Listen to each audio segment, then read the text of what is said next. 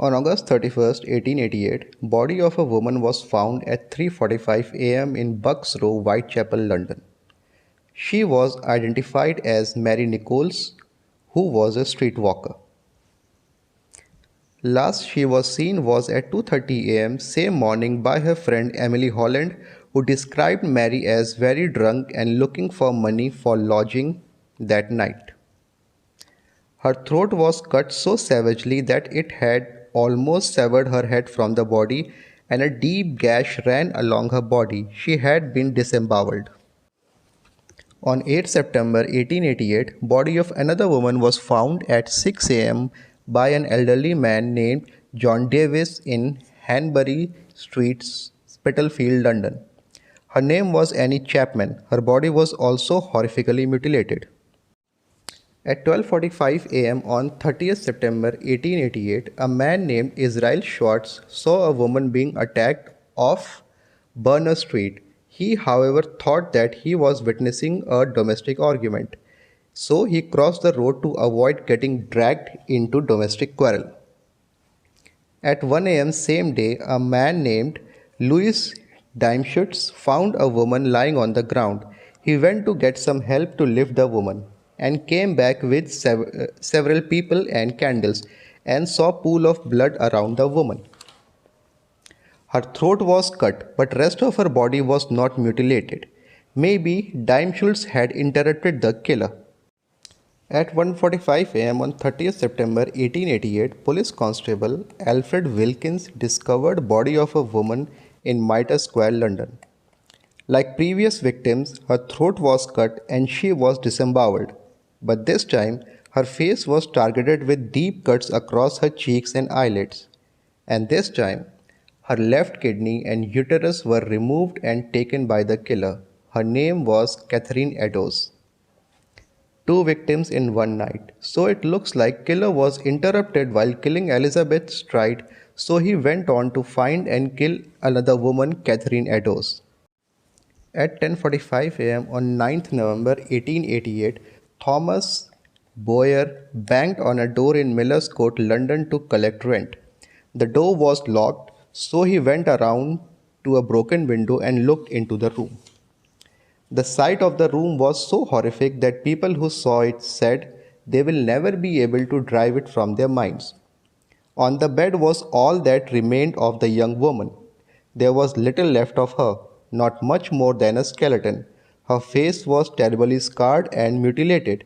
Her name was Mary Kelly. These five murders are known as the canonical five murders of killer Jack the Ripper. There were other murders as well, but these five have been said to be confirmed victims of Jack the Ripper. Jack the Ripper murders were a type of crime Victorian police had no experience beforehand. Modern investigative techniques like crime scene investigation, fingerprints, crime scene photography were either not there or were not utilized. In addition, media was also not utilized in this case. Attitude of Victorian police was to keep journalists at arm's length out of fear that they might reveal their line of inquiry to the criminal.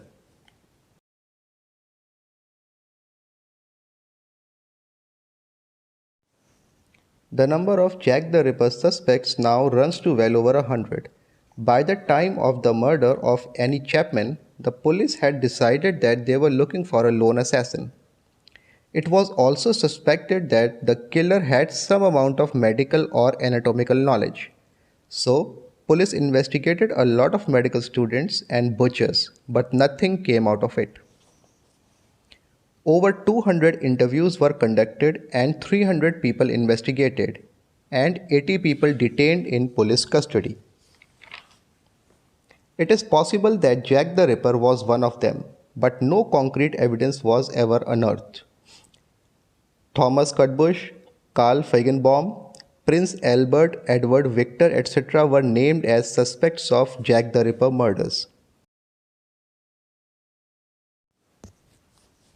One of the more bizarre aspects of Jack the Ripper case is the number of letters that the police, newspapers, authorities, and notable citizens received from anonymous members of the public, either offering information or confessing themselves.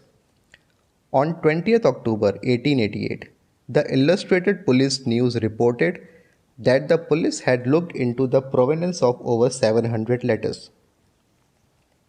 The name Jack the Ripper didn't enter the investigation until after the night of the so-called double murders of Elizabeth Stride and Catherine Eddowes on 30th September 1888. Up until that point, the killer had been known variously as the Red Fiend, the Whitechapel Murderer, and Leather Apron. It was the arrival of a letter posted to a London news agency in later of September that would introduce the name Jack the Ripper into the saga. The Dear Boss letter read as the following. Dear Boss, I keep on hearing the police have caught me, but they won't fix me just yet. I have laughed when they look so clever and talk about being on the right track. That joke about Leather Apron gave me real fits. I am down on horse and I shan't quit ripping them till I do get buckled. Grand work the last job was. I gave the lady no time to squeal. How can they catch me now? I love my work and want to start again. You will soon hear of me with my funny little games. I saved some of the proper red stuff in a ginger beer bottle over the last job to write with, but it went thick like glue and I can't use it. Red ink is fit enough. I hope, haha. The next job I do, shall clip the lady's ears off and send to police officers just for the jolly, wouldn't you? Keep this letter back till I do a bit more work, then give it out straight.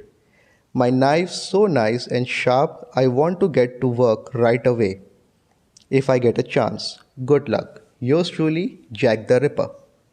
Don't mind me giving the trade name. Wasn't good enough to post this before. I got all the red ink off my hands. Curse it, no luck yet. They say I am a doctor now.